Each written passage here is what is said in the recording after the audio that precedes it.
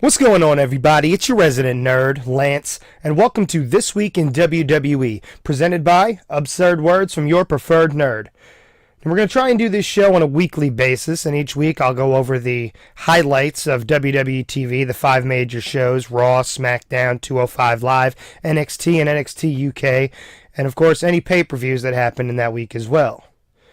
We're also going to go over major news topics that have occurred, some of the AEW stuff, even though it's not WWE, just because it's the only major competition that they have at the moment. I kind of fell off from Impact and Ring of Honor and Lucha Underground a couple years back, so AEW sounds really promising, and once they announce their TV deal, we'll know for sure if they're really a big deal competitor or not. So let's kick things off talking about Raw.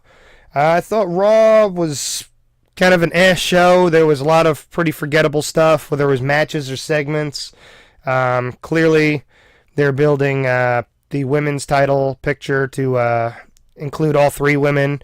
They've just left it off right now where it's just a one-on-one Charlotte versus Ronda Rousey match. But clearly, Becky's going to be added back into that picture at some point. We've just got a while before WrestleMania hits, so they haven't played or showed all their cards yet. The Seth Rollins Paul Heyman segment was really good.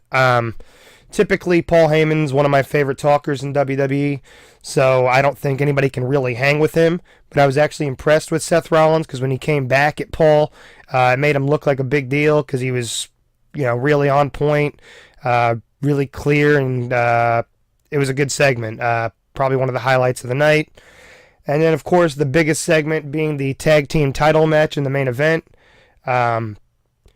Really happy to see the Revival finally win those belts. They've earned it. I know they were talking about leaving if they weren't going to be used properly, so I'm glad they did. And now they're teasing on social media going back to the old-style belts, which would be really cool. So I'm excited for that. Hopefully WWE, especially on Raw, they take the tag team division a little more seriously going forward. Then Tuesday night we had Smackdown. There was not much going on SmackDown because it was kind of a one-match show. They did some of the women's segments earlier on in the night, and then at least the second half of the show, maybe a little bit more, was solely dedicated to the gauntlet match. I don't have a problem with that because it was awesome. Really, really, really happy to see Kofi Kingston get that spot with Mustafa Ali being out with a concussion. Kofi's earned it. He's put in his time, paid his dues. So I'm really happy for him. I just hope this isn't a one-and-done thing where I really feel like Daniel Bryan's going to retain the belt on Sunday. So I hope that Kofi doesn't get lost in the shuffle again. I think New Day as a tag team, they're probably not going to get the belts anytime soon, so they better start doing like singles pushes for these guys. You can still keep them together like on screen as like a faction, but I think it's better that they all start doing singles matches and pursuing singles titles. Then, of course, Randy Orton at the end with the surprise victory. So really quick, because when I was watching actually on Hulu, the little countdown to where it was going to tick over to the next show or the next episode on autoplay started when Randy Orton was still making his entrance to the ring. So it was really, really quick that Orton won. But I mean, I really feel like Kofi should have won. They really could have created this Cinderella story with him coming in, being added to the match at the last minute, coming in, winning this gauntlet match, and then going on with the advantage at Elimination Chamber. Just hopefully it's not like a spot fest and they just have him in there to look like he does at the Royal Rumble. Hopefully they give him a real shot at it and they continue to use him like that going forward. We had 205 Live this week. I think the Noam Dar, Tony Nese, no disqualification match was the highlight of the night. They gave him a good amount of time, really kept everyone's attention the whole way through. Tony Nese won because I guess they're doing something with him going forward. And Noam Dar, it seems like they're a little more unsure of what they're doing with him because he's been on both 205 Live and NXT UK. So I don't know what their plans are with either guy, but it seems like Tony Nese is getting the more prominent singles push right now. On NXT, we had Ricochet versus Adam Cole. Um, it was a good match. Again, NXT usually has at least one really good match each week. But I think right now Cole's losing too much. They need to be a little smarter about how they use him because I still feel like Undisputed Era, despite not having any titles in their group right now, they could be the biggest faction that WWE's had in a long time. Uh, better than what they did with the Nexus and the Core and stuff. They could be the closest thing that they've had to like an DX or a NWO type group if they're utilized properly, especially once they hit the main roster. And then finally, we had NXT UK, Pete Dunne versus Wolfgang. That was a really, really good match. I like both guys, especially obviously Pete Dunne. Pete Dunne's awesome. He's been champion forever and a day now. I guess well over 600 days. And they just continue to book him strong, but they don't do so really at the expense of other performers, which I always like. They had the Noam Dar versus Jordan Devlin match. That was also really good. Just the main event was better. The whole thing was filmed at the Royal Rumble Access from Royal Rumble weekend in Phoenix. So it was a little bit odd in terms of atmosphere and the crowd. But I think they still did a good job, especially being stateside, which is not typical for the NXT UK brand. So I was happy with the show overall this week. Now let's get to some news, I guess, in between before we get to some special Elimination Chamber card breakdown and predictions. AEW, it looks like Randy Orton, I guess, has been talking to AEW, or at least they've been making some offers to him for when his contract comes up. I honestly don't think he's going to sign with AEW. I think he's going to use it to leverage his position in WWE, get him a little bit more money, which is smart on his part. I don't have a problem with that. I wonder if they're going to maybe go after Hideo Itami because he recently left WWE. WWE never really utilized him properly. He had a couple injuries that he was never really able to come back from in terms of his push and momentum. So it'd be smart if he was to reach out to them if they haven't already reached out to him. Looks like Batista has been in talks with both WWE and AEW. I think he'll ultimately wind up with WWE. I don't think AEW, despite having some money to make good offers to guys like Chris Jericho, I don't know if they've got Batista money when it comes to what WWE might offer him. Especially WWE could probably give him a solid opponent because it looks like there may not be as many old-timers on the card this year at WrestleMania. So we'll see what happens there. And then I guess finally Undertaker. Rumor has it that his retirement is legit this time. I don't know. We've been fooled in the past, but he has removed all WWE references from his social media. He's taking independent bookings, not as a wrestler, but, it's a sign that maybe he's moved on. He's a legend now rather than an active competitor as he's been in years past. We'll see.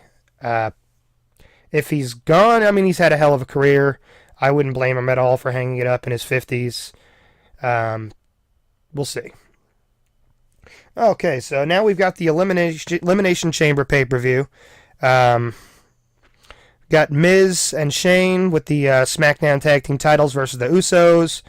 I really feel like Miz and Shane are going to win. If they're going to break them up before WrestleMania, it'll probably happen at Fastlane next month. The Usos, I think they've had too many shots at the Smackdown Tag Team titles. They've held them a number of times. It's probably time for them to move on to Raw and face some new teams. So yeah, Miz and Shane in that match. We've got Buddy Murphy versus Akira Tozawa for the 205, the Cruiserweight Championship. I think Buddy Murphy's going to retain. They've just been making him kind of this unstoppable monster so far on 205 Live. I don't know if he actually weighs 205 pounds or less, but it's smart booking on their part with him, the way they've been using him so far. Akira Tozawa, I really like him, so if he does manage to pull off the victory, I've got no problem with that. He's one of my favorite guys in the division, so we'll see what happens. I think Buddy Murphy's going to win it, though. We got Bobby Lashley the Cruiserweight Champion, and Lio Rush versus Finn Balor in an handicap match.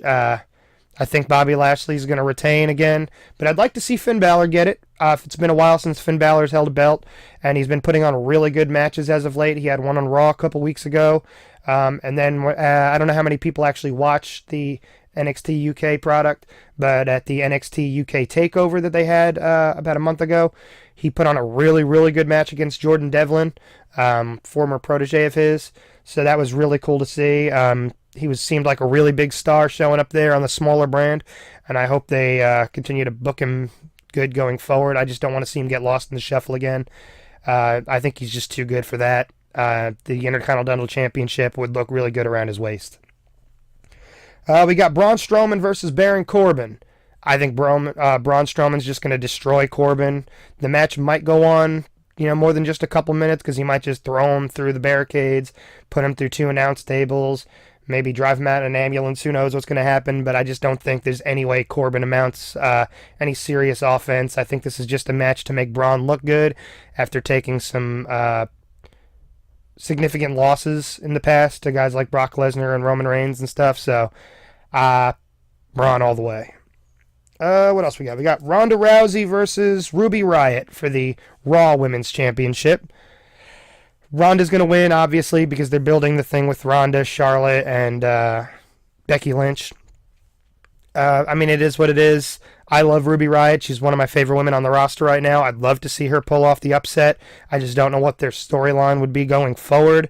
Maybe she drops the belt back to Ronda at Fastlane or something like that. I honestly don't know. I think Ronda's going to win it. I would just like to see Ruby booked well. Hopefully she gets to mount some offense and doesn't just get steamrolled over, because I think she's better than that.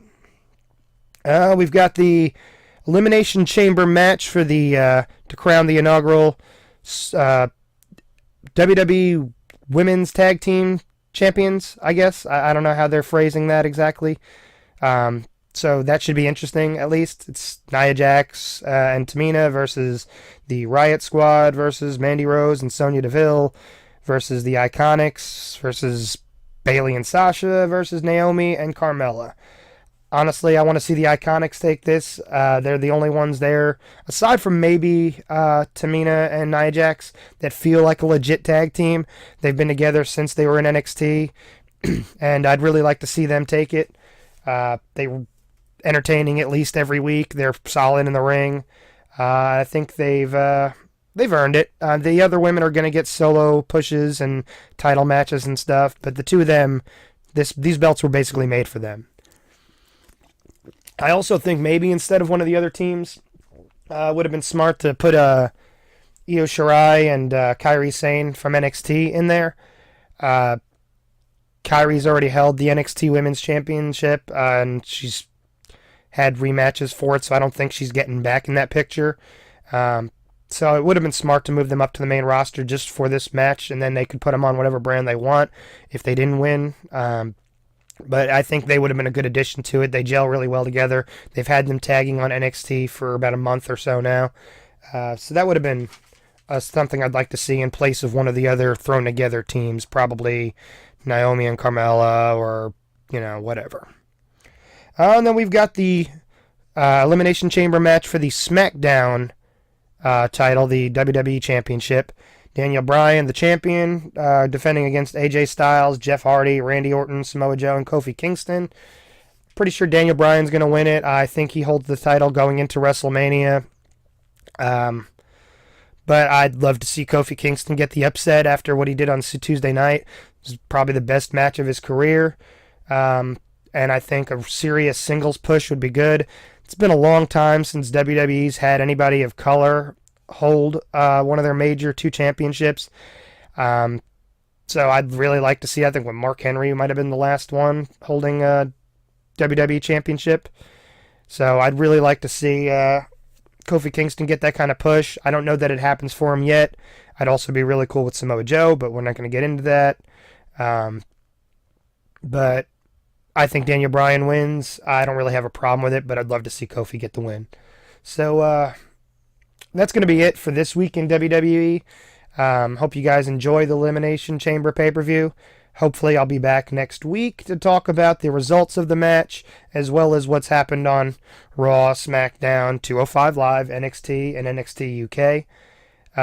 Also be on the lookout for other videos I'm doing on the channel. You may take a couple more road trips like I did to R&D Games, go to some other places locally and highlight some nerdy spots in the area. So just keep your eyes glued to this channel and tell your friends. Give me some free promo. I ain't bashful. Follow me on Twitter, on Facebook. Got a YouTube channel now. All this content's going to be on YouTube as well as Facebook. So check me out on there. See you guys next time.